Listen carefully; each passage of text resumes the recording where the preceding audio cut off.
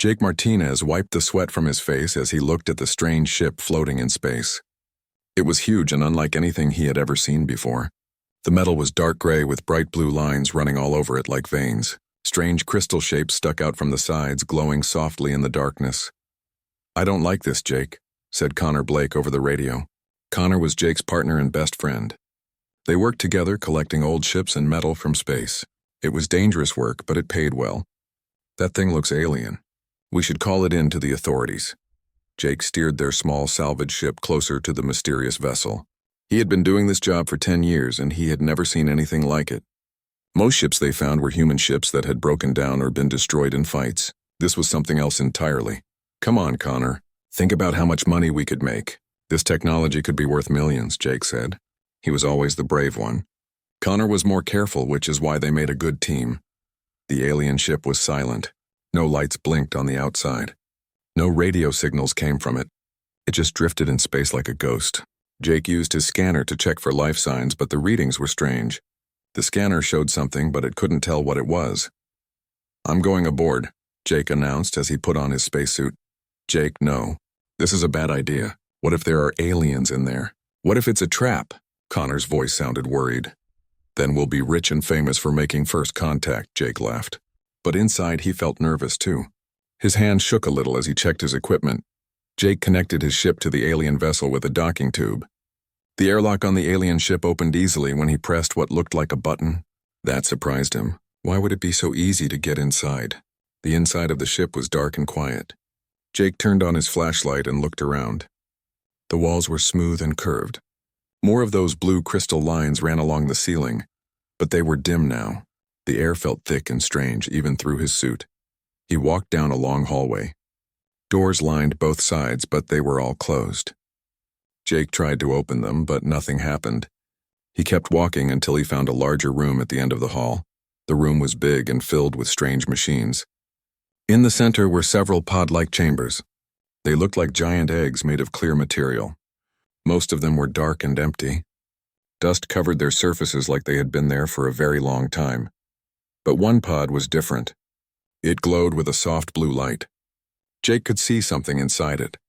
As he got closer, he realized it was a person, but not a human person. The skin was pale blue and the hair was silver like metal. The face looked peaceful, like the person was sleeping. "Connor, you need to see this," Jake whispered into his radio. "What did you find?" "I think it's some kind of alien. It's in a sleeping chamber or something." Jake walked around the glowing pod. There were symbols on the side that he couldn't read. They looked like writing, but not any language he knew. Below the symbols was a flat crystal panel that pulsed with the same blue light as the pod. He was curious about how the technology worked. Jake had always been good with machines. He could fix almost any human device, but this was something completely different. Without thinking, Jake reached out and touched the crystal panel with his bare hand. He had taken off his gloves to get a better grip on his tools. The moment his skin touched the crystal, everything changed. The panel blazed with bright light. Lines of energy ran up and down the crystal like lightning. The room filled with a humming sound that Jake could feel in his bones. "Jake, what's happening? I'm reading massive energy spikes from your location." Connor shouted over the radio. The pod began to open. Steam hissed out from the edges. The blue light got brighter and brighter. Jake stepped back, but he couldn't look away. Inside the pod, the alien person began to move. First, the fingers twitched. Then the eyes opened. They were large and golden, like a cat's eyes, but more intelligent. The alien person sat up slowly and looked around the room. When those golden eyes found Jake, they went wide with surprise. The alien spoke, but Jake couldn't understand the words. The voice was musical and soft, like singing. It sounded like a woman's voice. She tried to stand up, but stumbled. Jake reached out to help her without thinking. When he touched her arm, she looked at him with wonder. She spoke again, pointing at herself and then at him. Then she tried speaking in a different language. Jake recognized a few words. It was Galactic Common, the trade language used on some of the outer colonies. "Human?" she asked in broken common tongue. "Yes, I'm human." "I'm Jake," he said slowly. "Jake," she repeated, testing the word. Then she pointed to herself. "A Liara, Princess Liara, a princess." Jake was looking at an alien princess. His mind raced with questions. Where did she come from? How long had she been sleeping? Why was she alone on this ship? Connor, get over here right now. You're not going to believe this, Jake said into his radio. The alien princess named Liara looked around the room at the other empty pods. Her golden eyes filled with sadness. She spoke in her own language, and even though Jake couldn't understand the words, he could hear the pain in her voice. Something terrible had happened to her people. Jake was sure of it. And somehow his touch had awakened her from a sleep that might have lasted for years or even centuries. He had just made the discovery of a lifetime. But looking at Liara's sad, beautiful face, Jake realized this was about much more than money or fame. This was about a living being who needed help. And Jake Martinez had never been able to walk away from someone who needed help. Connor Blake had never moved so fast in his life. When he saw Jake standing next to an actual alien, his jaw dropped open. The alien woman was beautiful in a strange way. Her blue skin seemed to glow softly, and her silver hair moved like water even though there was no wind in the ship. Holy stars, Jake. What did you do? Connor whispered. I just touched a panel and she woke up, Jake said. He couldn't take his eyes off Princess Liara. She was looking at both humans with curiosity, not fear. Liara spoke in her musical language again. Then she switched to broken galactic common. Ship. How long? Time? How much time? Jake and Connor looked at each other. How could they tell her how long she had been sleeping when they didn't know themselves? We need to get back to the station, Connor said. The scientists there can help us talk to her properly. The trip back to the human research station took 6 hours. Liara sat quietly in their ship, looking out the window at the stars. Sometimes she would point and say words in her language. Jake thought she was telling them the names of star systems she recognized. Dr. Amy Foster was the first person they called when they docked at the station. She was a scientist who studied alien life, though she had never actually met a living alien before. When she saw Liara, her hands shook with excitement. This is incredible. This is the discovery of the century, Dr. Foster said. She had brought a translation device that could learn new languages quickly. Liara was interested in the device. She spoke into it for several minutes in her own language. The machine beeped and hummed as it worked to understand her words. Soon it began translating. I am Princess Liara of the Zephyrian Empire, the machine said in a flat voice. I thank you for awakening me, humans. Dr. Foster asked many questions. Where did Liara come from? What happened to her people? How long had she been in the sleeping chamber? Liara's answers made everyone in the room feel sad and scared. She told them about the Zephyrian Empire, a great civilization that had ruled many star systems. Her people were advanced and powerful. They had technology that humans could barely imagine. We thought we were the strongest in the galaxy, Liara said through the translator. We were wrong. 300 years ago, something called the Void Consumed had attacked the Zephyrian Empire. Liara described them as creatures of darkness that ate entire worlds. They destroyed everything in their path. My father, the Emperor, knew we would lose the war, Liara continued. He built special ships with sleeping chambers. He sent his children and the wisest of our people into space, hoping someone would find us and keep our knowledge alive. Jake felt a chill run down his spine. Are you saying you're the last of your people? I do not know, Liara admitted. There were other ships, but I have been alone for so long. Captain Ryan Torres arrived at the station the next day. He was in charge of the Colonial Defense Force, the military that protected human colonies from pirates and other threats. When he heard about Liara, he wanted to talk to her immediately. Princess, your people's technology could help us defend ourselves, Captain Torres said. Would you be willing to share your knowledge with us? Jake didn't like the way the captain was talking. It sounded like he wanted to use Liara, not help her. Captain, she's not a weapon, Jake said. She's a refugee. She needs our protection. Mr. Martinez, you don't understand the bigger picture, Torres replied. If these Void Consumed are still out there, we need every advantage we can get. Liara listened to this conversation with great interest. Through the translator, she asked, You argue about what is right to do with me? Yes, Dr. Foster said. Some people think you should help us fight. Others think we should help you first. This is strange, Liara said. My people would not argue about using another species. If you were useful, we would use you. If not, we would ignore you. Jake was shocked. That sounds cruel. It was efficient, Liara replied. But perhaps that is why we lost. Over the next few days, Liara learned more about human culture. She watched how the people on the station treated each other. She saw engineers like Sophie Clark working long hours to fix things for everyone. She watched medic Ben Wright take care of people even when they couldn't pay him. She met historian Luke Mason, who spent his time preserving the stories of different human cultures. "Your species is confusing," Liara told Jake one evening. They were sitting in the station's observation deck looking out at the stars. "You are weaker than my people were. Your technology is simple. Your lives are short, but you do things that make no sense. What do you mean?" Jake asked. "Today I saw a human give food to another human who had no money. I saw people work together to fix a machine even though only one of them would get paid for it. I saw children from different families playing together like they were all related." Jake smiled. "That's just how we are. We help each other. But why? What do you gain from it?" Jake thought for a moment. "We gain friends, family, people who will help us when we need it. But mostly we do it because it feels right." Liara was quiet for a long time. "My people were smarter than humans. We lived longer. We had better technology, but we never did things just because they felt right. We only did things that helped ourselves. Maybe that's why humans are spreading across the galaxy even though we're not the strongest," Jake said. "Perhaps," Liara agreed.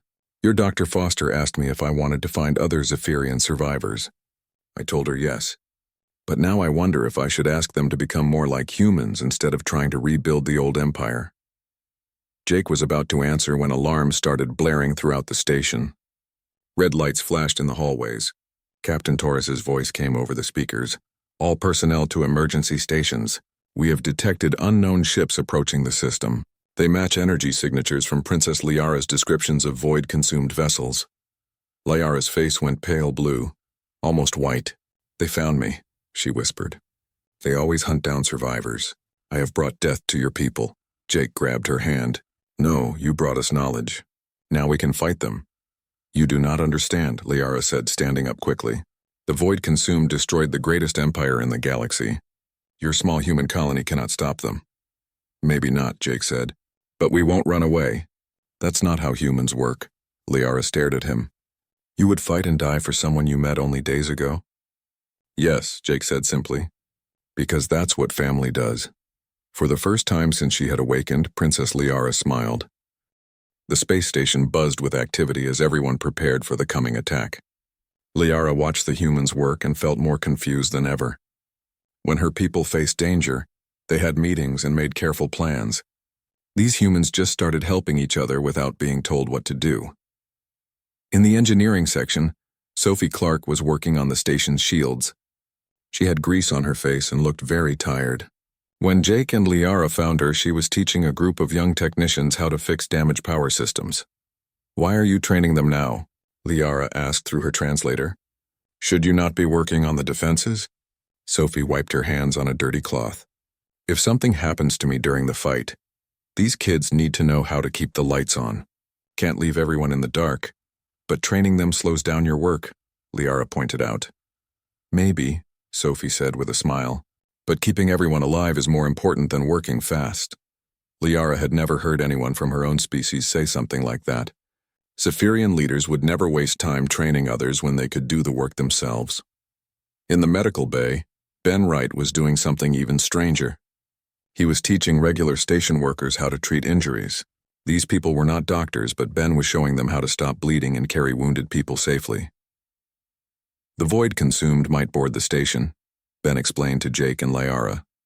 "If that happens, I won't be able to help everyone by myself. But if everyone knows basic medical care, we can save more lives." "You are giving away your special knowledge," Liara said. "Why would you make yourself less valuable?" Ben looked at her with surprise. "I'm not less valuable. I'm making everyone more valuable. That makes all of us stronger." Liara found this idea very hard to understand. In the Zephyrian Empire, knowledge was power. People kept their skills secret to stay important. But humans seemed to believe that sharing knowledge made everyone stronger. Luke Mason showed Liara something else that amazed her. He was in the communications center recording messages. But these were not military reports or technical data. They were stories. "I'm making a record of who we are," Luke explained. "Stories about families on the station, jokes people like to tell, songs they sing. If we don't survive this attack, I want whoever finds these recordings to know that we were more than just another human colony. You are spending time on stories when you could be making weapons? Liara asked. Stories are important too, Luke said. They tell people what we cared about. What made us human? Liara thought about her own people's final records. They had saved technical blueprints and scientific data, but they had not saved their stories or their songs. Maybe that was why she felt so alone even before the Void Consumed attacked. Captain Torres called a meeting of all the station leaders. He wanted to discuss their defense strategy. Liara was invited because she knew about Void Consumed tactics. Princess, how did these creatures fight your people? Torres asked. They attack with many small ships first, Liara explained. These ships carry boarding parties that try to get inside your defenses. The Void Consumed use fear as a weapon. They want you to panic and make mistakes. How did your people respond? Each ship fought alone.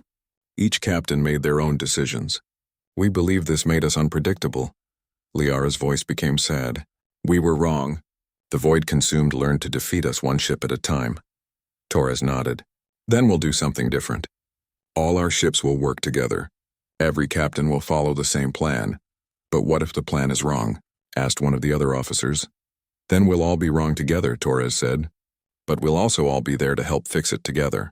This was another thing that amazed Liara about humans.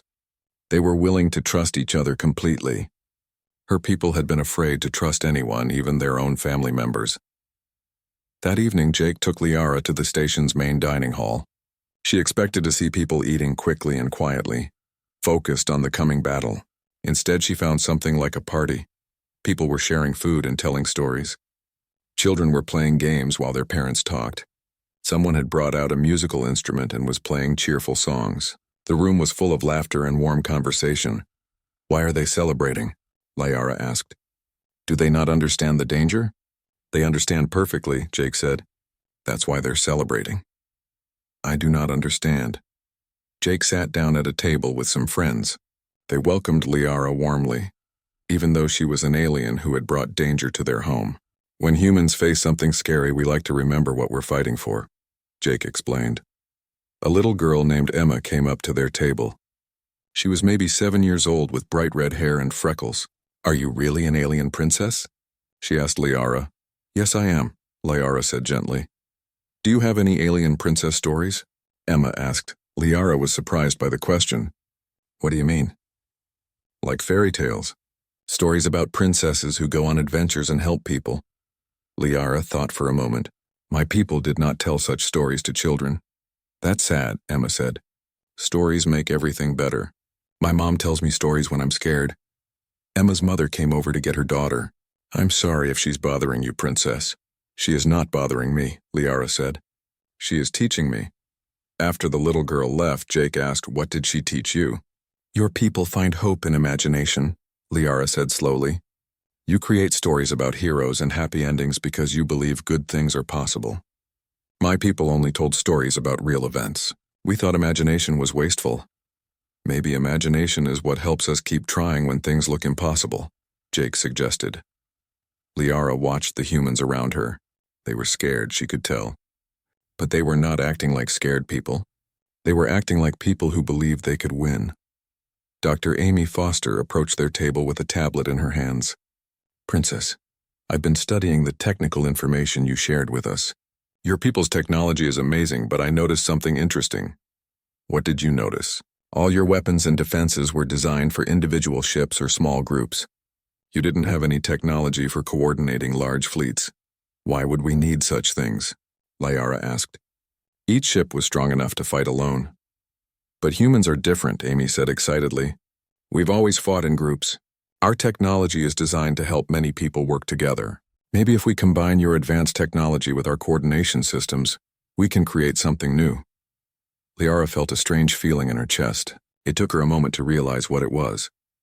Hope. For the first time since her empire fell, she felt hope. You believe we can defeat the Void Consumed? She asked. I believe we can try something they've never seen before, Amy said. And sometimes trying something new is enough to change everything. The alarm sounded again. This time, Captain Torres announced that the Void-consumed ships had entered the outer edge of the solar system. They would arrive at the station in less than 12 hours. Around the dining hall, humans began standing up and hugging each other goodbye. But they were not crying or panicking. They were saying things like, "See you after the fight and take care of yourself." Jake stood up too. "I should go help with the preparations." Liara grabbed his arm. "Jake, I want you to know something. In my 300 years of life, I have never met anyone like you humans. You are not the strongest or the smartest species in the galaxy, but you might be the best." Jake smiled at her. "What makes you say that?" "Because you turned a stranger into family in just a few days. And now you are willing to fight impossible odds to protect that family. My people never learned how to do that." "It's not too late to learn," Jake said. "If we survive this, maybe you can teach other Zephyrians how to be more like humans. And maybe humans can learn to live longer and build better technology like Zephyrians," Liara replied. As Jake walked away to help with preparations, Liara realized something important. She was no longer alone. These humans had adopted her as one of their own. And for the first time in her long life, she understood what it meant to have a family worth fighting for. The void consumed were coming, but they had never faced anything like humanity before. Admiral Kate Nelson arrived at the station just hours before the void-consumed fleet reached them. She brought with her 12 human warships and hundreds of volunteers from nearby colonies. When Jake saw all the ships gathering around the station, he felt amazed at how quickly humans could come together. "How did they get here so fast?" Jake asked Captain Torres. "Word spread through the colonies," Torres explained. "When people heard we had made contact with an alien survivor and that an ancient enemy was coming, they dropped everything to help." Liara watched the human fleet prepare for battle through the station's main viewer. The ships moved together like dancers, each one knowing exactly where the others would be. She had shared her people's technology with Dr. Foster, and now human engineers were working day and night to install Zephyrian energy shields and weapons on their ships. "Your people work very fast," Liara told Admiral Nelson during the final planning meeting. "When we're motivated, yes," Nelson replied. She was a tall woman with gray hair and sharp eyes. "And nothing motivates humans like protecting our family." "I am not your family," Liara said quietly. "I am an alien you met a few days ago." Admiral Nelson looked at her seriously. "Princess, the moment Jake woke you up, you became part of our family. That's how humans work, and we don't let family face danger alone." The void-consumed ships appeared at the edge of the solar system exactly when Liara said they would. Through the telescopes, Jake could see them clearly for the first time. They looked like huge black insects with glowing red eyes. There were dozens of them, each one bigger than the largest human ship. "They're scanning the system," reported Mia Rodriguez from the communications station, "looking for life signs." "Can they detect Princess Liara specifically?" Admiral Nelson asked. "Yes," Liara said sadly. "They hunt by tracking the genetic signatures of species they have conquered. They will not stop until they find me. Then we make sure they don't get the chance," Nelson said firmly.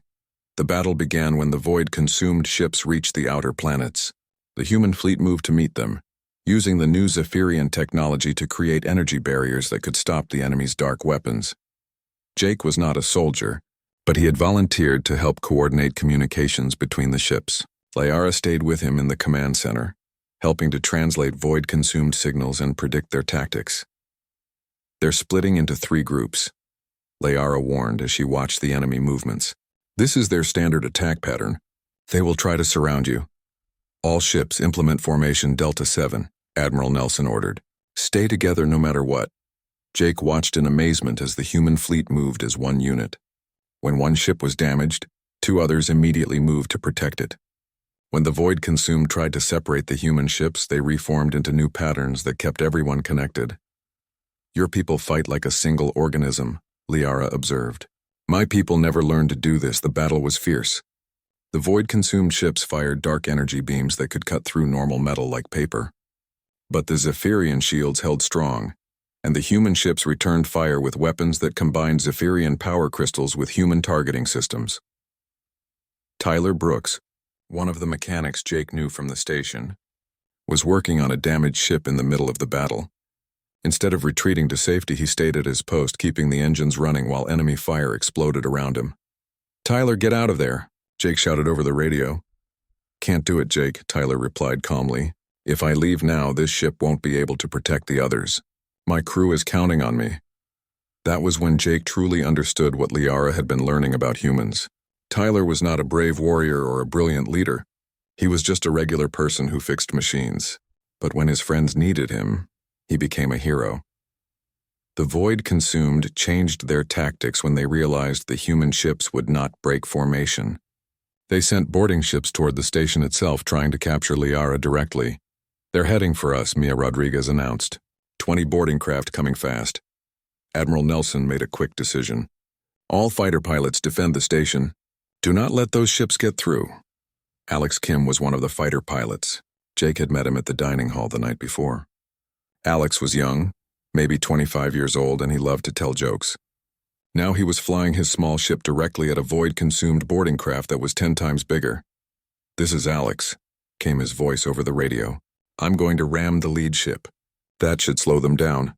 "Alex, no," Admiral Nelson shouted. "Find another way." "There is no other way, Admiral.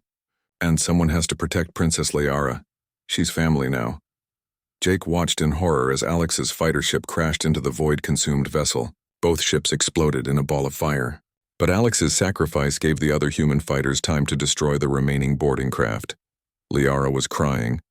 Jake had never seen an alien cry before, but her tears looked just like human tears. "He died for me," she whispered. "A person I barely knew died to protect me." "That's what family does," Jake said, though his own voice was shaking. But the battle was not over. 3 void-consumed ships broke through the human defensive line and reached the station. Their boarding parties cut through the outer hull and poured into the corridors. Jake found himself face to face with a void-consumed warrior for the first time. It was tall and thin, covered in black armor that seemed to absorb light. Its face was hidden behind a mask with glowing red eyes. The creature raised a weapon that looked like a sword made of darkness. Jake had only a simple plasma pistol that would barely scratch the alien's armor. Then Liara stepped beside him. She was holding a crystal device that Jake had never seen before. When she activated it, the device became a weapon of pure light that could cut through anything. "I am Princess Liara of the Zephyrian Empire," she said in a voice that rang with authority, "and these humans are under my protection." The void-consumed warrior seemed surprised to hear her speak in its own language. It replied with sounds like grinding metal. "It says the Empire is dead and I should surrender." Liara translated for Jake. "What are you going to tell it?" Jake asked.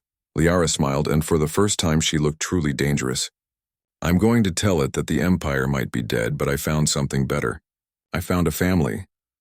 The fight that followed was like nothing Jake had ever seen. Liara moved like a dancer, her light weapon cutting through the void-consumed warriors with elegant precision. But she was not fighting alone. Human security guards fought beside her, and even though their weapons were weaker, they worked together to protect each other. Ben Wright was there too, not fighting, but helping wounded people get to safety. Sophie Clark had rigged up electrical traps in the corridors to slow down the attackers. Luke Mason was still recording everything, making sure their story would survive. Even if they did not, the turning point came when Dr. Foster figured out how to use the station's communication system with Zephyrian technology to create a massive feedback pulse. The pulse disrupted the void-consumed ship's systems and gave the human fleet the advantage they needed. One by one, the alien ships were destroyed or driven away. The surviving void-consumed vessels retreated into deep space, but not before sending a message that Liara translated with grim satisfaction. "They say they have never encountered resistance like this before," she told Admiral Nelson. "They will report back to their leaders that this species is too dangerous to attack casually." As the human fleet regrouped and began helping the wounded, Jake realized that something important had happened. Humanity had just announced itself to the galaxy as a force to be respected, but more than that, they had shown that their greatest weapon was not technology or firepower. It was their ability to turn strangers into family and fight together as one. And Princess Liara, the last survivor of a fallen empire, had finally found a people worthy of her loyalty. 3 weeks after the battle, the space station was busier than ever. Ships came and went constantly, bringing supplies for repairs and visitors who wanted to meet the alien princess. Jake barely recognized the place. What had been a quiet research station was now the center of the most important diplomatic event in human history. Liara stood in the memorial garden that had been built to honor Alex Kim and the other humans who died in the battle. She came here every day to think and remember. Jake often found her there, staring at the names carved into the crystal monument that Dr. Foster had built using Zephyrian technology. "Do you regret waking up?" Jake asked her one morning as they watched the sunrise through the station's main window. Liara considered the question carefully. She had learned that humans often asked important questions in simple ways. "No," she said finally. "For 300 years I was Princess Liara of a dead empire. Now I am just Liara, but I am alive in a way I never was before." News had spread across human space about the first contact with an alien species and the successful defense against the void consumed. But what interested people most was not the technology or the military victory.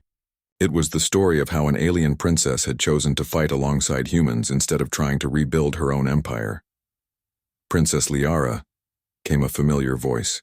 It was Dr. Foster, but she was not alone. With her were 3 other humans that Jake did not recognize. They wore the formal uniforms of the Human Colonial Council, the government that represented all human colonies. "These are council representatives Mary Chen, Robert Cross, and Linda Walsh," Dr. Foster explained. "They have come to make you an official offer." The representatives were polite but formal. They spoke about trade agreements and technology sharing. They talked about mutual defense pacts and colonial expansion. Jake could see that Liara was not really interested in their political discussions. "What do you really want to ask me?" Liara said, interrupting their prepared speech. Representative Chen looked surprised. "I'm sorry? You are here to ask me something important, but you are hiding it behind formal words. Humans have taught me that direct questions get better answers." The 3 representatives looked at each other. Finally, Robert Cross spoke up. "Princess, we want to know if you plan to rebuild the Zephyrian Empire. And if you do, will humans be your allies or your subjects?" Liara smiled. It was a question she had been expecting. "I want to tell you a story," she said. "Yesterday I was working with Sophie Clark to repair one of the damaged ships. A little girl named Emma came to watch us work. She asked me why I was helping fix human ships instead of building Zephyrian ships." "What did you tell her?" Jake asked. "I told her that these were not human ships or Zephyrian ships. They were family ships, and family helps family." Representative Walsh leaned forward. "What does that mean for the future?" "It means I have made my choice," Liara said firmly. "I do not want to rebuild the Zephyrian Empire. Empires are about one species ruling over others. I want to build something new, something better." She walked to the window and pointed at the ships floating around the station. "Look at those vessels. They use Zephyrian energy crystals but human engineering. They have weapons designed by my people, but communication systems created by yours. They are not human ships or alien ships. They are something that has never existed before." Dr. Foster nodded excitedly. "A true hybrid of 2 technologies. More than that," Liara said. "They are proof that different species can create something greater together than either could make alone." Jake felt his heart beating faster. He thought he understood what Liara was trying to say. "You want to become a human citizen?" "Yes," Liara said simply. "If you will have me." The 3 council representatives looked shocked.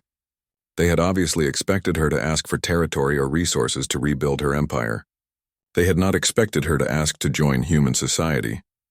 "Princess," Representative Chen said carefully, "this is not what we expected to discuss. You are the last known member of an advanced alien species.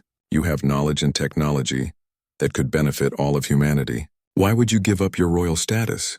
"Because I have learned something that my people never understood," Liara replied. "Being royal means nothing if you have no family to protect. These humans made me part of their family when they could have used me or sold me or handed me over to their government. I want to be part of something that creates families instead of empires." Over the next few days, news of Liara's request spread throughout human space. Some people thought it was wonderful. Others worried that she might be a spy or that she was hiding something. But most humans seemed excited about the idea of having their first alien citizen. Jake spent most of his time helping Liara prepare for the citizenship ceremony. She had to learn about human laws and customs.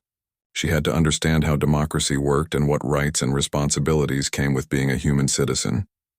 "This is very complicated," Liara said as she studied a tablet full of legal documents. Zephyrian law was much simpler. The Emperor decided everything. "That's the point," Jake explained. "Humans believe that everyone should have a say in the decisions that affect their lives. It's messier than having one person in charge, but it's more fair." Even if the person in charge is wise and good? Even then, because power changes people, and because no one person, no matter how smart, can understand what everyone needs. The citizenship ceremony was held in the station's main auditorium. Representatives from dozens of human colonies attended, either in person or by video link. Jake stood with Liara as she raised her right hand and repeated the words that would make her officially human. "I promise to support and defend the principles of human freedom," she said in a clear voice. "I promise to respect the rights of all beings, human and alien alike. I promise to use my knowledge and abilities to help humanity grow and prosper, while remaining true to the values that make us strong." When the ceremony was over, Liara was no longer Princess Liara of the Zephyrian Empire. She was simply Liara Kim, named after the pilot who had died protecting her. She was a human citizen with all the rights and responsibilities that came with it. But Jake knew this was just the beginning. Dr. Foster had already set up a research program to combine Zephyrian and human technology. The Colonial Defense Force was eager to learn Zephyrian military tactics, and most importantly, they had started sending out signals to space, hoping to find other Zephyrian survivors. "What if we find more of your people?" Jake asked Liara that evening as they sat in their favorite spot on the observation deck. "What if they want to rebuild the Empire?" "Then I will teach them what you taught me," Liara said. "That being part of a family is better than ruling an empire. That sharing knowledge makes everyone stronger. That cooperation is more powerful than conquest. And if they don't listen?" Liara was quiet for a moment, looking out at the stars. "Then they will learn what the Void Consumed learned. That humanity is not a species you want as an enemy." 6 months later, they found the first group of Zephyrian survivors, 23 of them sleeping in a ship similar to the one where Jake had found Liara. When they woke up, they were confused and frightened. They expected to be prisoners or slaves. Instead, they found humans offering them food, medical care, and safety. They found Liara wearing human clothes and speaking human languages, working alongside human scientists to build new technologies. Most shocking of all, they found humans asking them what they needed and what they wanted to do with their lives. No one tried to force them to share their technology or serve in human armies. They were simply welcomed as refugees who needed help. Some of the Zephyrians chose to return to space, looking for others of their kind or trying to find a world where they could rebuild their old way of life. But many chose to stay and learn about human society. They became the first alien immigrants in human space. Jake and Liara were married in a small ceremony attended by friends from both species. Dr. Foster served as the official who performed the ceremony. Connor Blake was Jake's best man, and Sophie Clark was Liara's maid of honor. Little Emma, now 8 years old, was the flower girl and insisted on wearing a dress that looked like an alien princess costume. As they exchanged vows, Jake thought about how much had changed since that day when he accidentally touched a crystal panel on a derelict ship. He had been looking for salvage worth a few thousand credits. Instead, he had found something much more valuable. He had found proof that the universe was full of wonders waiting to be discovered. He had found that humans could face any challenge as long as they faced it together. And he had found that family was not about blood or species or where you came from. Family was about choosing to stand together when things got difficult. It was about sharing your knowledge and your strength to help others grow. It was about turning strangers into friends and friends into family. And as Jake looked at his new wife, an alien princess who had given up an empire to become a human citizen, he knew that humanity's greatest adventures were just beginning. The stars were full of sleeping survivors waiting to be awakened. There were ancient enemies that needed to be faced and defeated. There were new worlds to explore and new species to meet. But whatever challenges lay ahead, humans would not face them alone. They would face them as a